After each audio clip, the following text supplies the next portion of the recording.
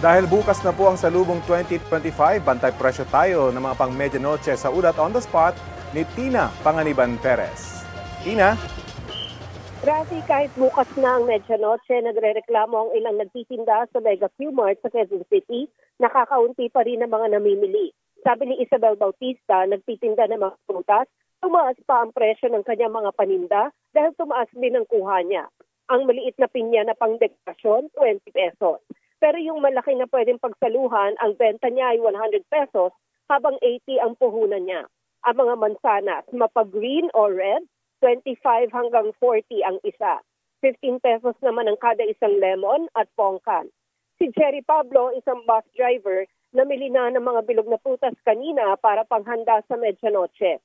Para makumpleto ang 12 bilog na prutas, ang ilan pa isa-isang piraso lang ang binili niya. Pero umabot pa rin sa halos 800 pesos ang nagastos niya. May nagbebenta rin ng mga supot na may 10 gold coin na chocolate sa halagang 20 pesos. May mga bumibili raw ng mga ito dahil pinaniniwala ang pampaswerte. Rafi? Maraming salamat, Tina Panganiban Perez. Hindi lang sa mga tao may dalang panganib ang mga paputok, apektado rin ang mga hayop na posibleng ma-stress at magkasakit dahil lamang po sa ingay ng pagsalubong sa bagong taon. Balitang hatid ni Von Aquino. Upang ipakita ang pagtutol at panawagang huwag nang magpaputok sa pagsalubong sa bagong taon, nagparada ang Philippine Animal Welfare Society, Eco Waste Coalition, fur parents, fur babies at volunteers.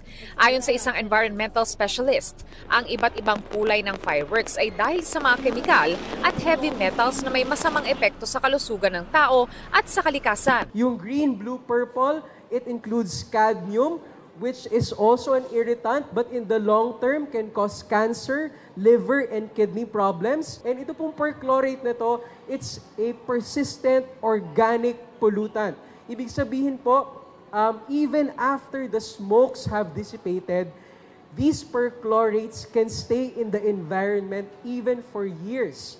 Ayon sa isang veterinarian, ang malalakas na tunog ng paputok maaaring magdulot ng psychological stress halimbawa sa mga aso at pusa na may pandinig na 4 na beses ang sensitivity kumpara sa tao. Pwedeng mag-cause ng hearing damage talaga.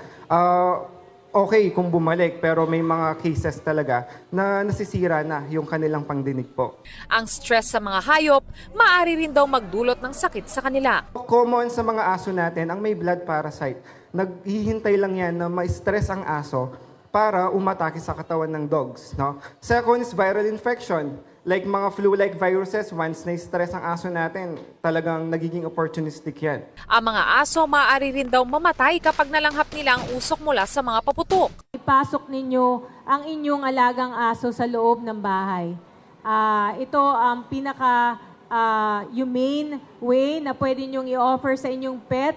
Pwede rin silang ilagay sa loob ng sasakyan para mabawasan ang naririnig nilang ingay basta't may kasama. Maaari rin silang lagyan ng anxiety wrap na magsisilbing pangyakap sa kanila. So I'm using an elastic band. So it has to go across the chest. There. And then it has to go around. It has to be tight to produce the effect that you want. But it shouldn't be too tight that the dog can pull.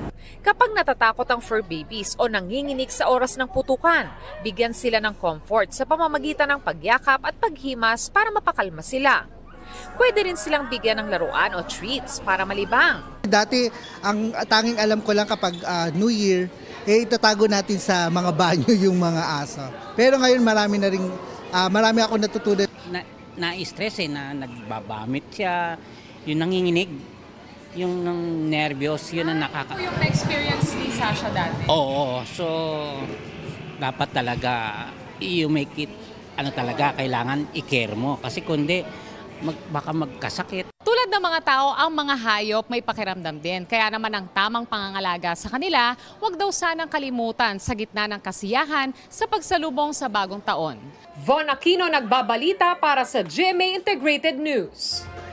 Nangunguna ang GMA Network sa mga TV stations na source o sanggunian ng balita at impormasyon ng mga Pilipino batay sa tugon ng masa survey ng Okta Research.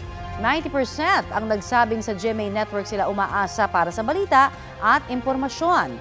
Dumami rin ang nagtitiwala sa GMA Network. Tumaas sa 98% ang overall trust rating ng GMA Network mula sa 93% na naitala noong June 2024 survey.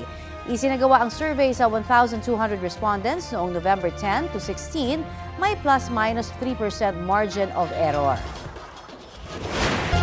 Update po tayo sa pinirmahang national budget para sa susunod na taon. Detalye niyan sa ulat on the spot ni Ivan Mayrina. Ivan? Connie, ang naisabatas na budget, 6.326 trillion pesos.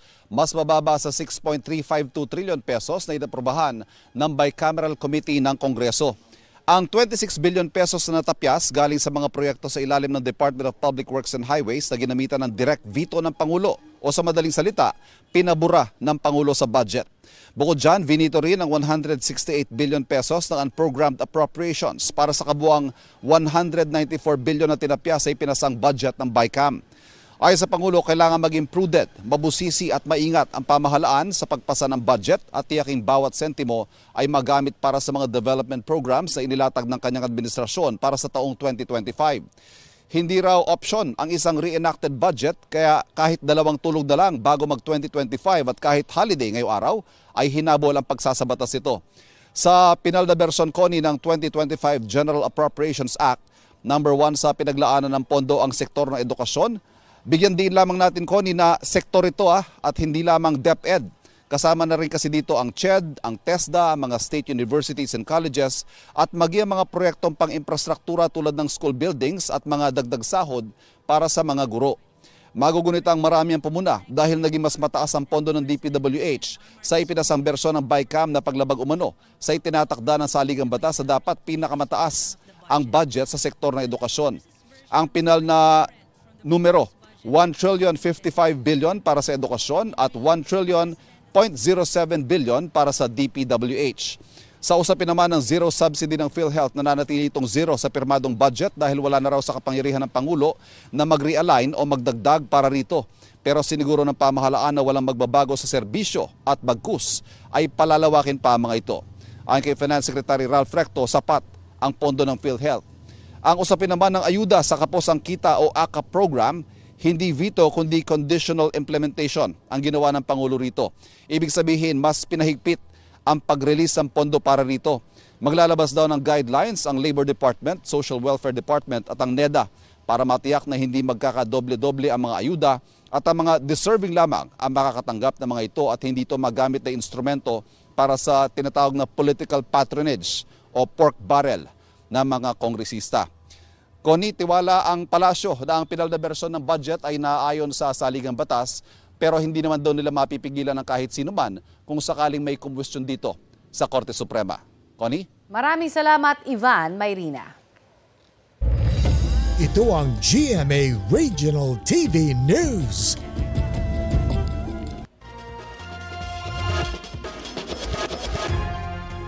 Sugatan na isang batang lalaki sa Bacaray, Ilocos Norte matapos maglaro ng lusis.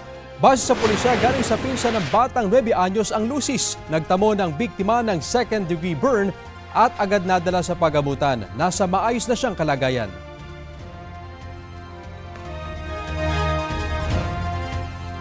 Mahigit 700 boga ang winasak sa Cavite ngayong pong umaga.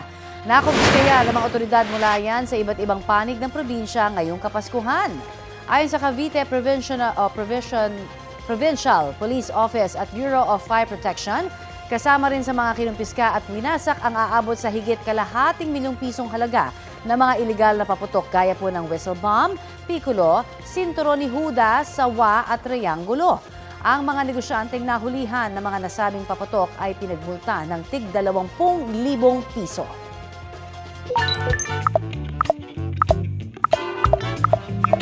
Ngayong araw ang ika-128 anibersaryo ng pagkamatay ng ating pambansang bayani, Dr. Jose Rizal. Kaya tinanong natin ng netizens kung ano kaya ang gusto nilang sabihin kung nabubuhay pa si Gat Jose Rizal ngayon. Nagpasalamat si Ken Scott sa pagmamahal ni Jose Rizal sa bansang Pilipinas. Anya, namulat ang mga Pilipino sa kahalagahan ng kalayaan. Nagpasalamat naman si Charlie Hill Villarreal sa pagiging inspirasyon ni Gat Jose Rizal sa maraming Pilipino. Si Bonifacio Nacional Jr. naman sasabihin kay Jose Rizal na dahil sa sakripisyo niya, natatamasa natin ngayon ang kapayapaan at kalayaan. Ang sasabihin naman daw ni Hannah Kim Turaya, sana ay tularan si Rizal ng mga kabataan na sinasabi niyang pag-asa ng bayan.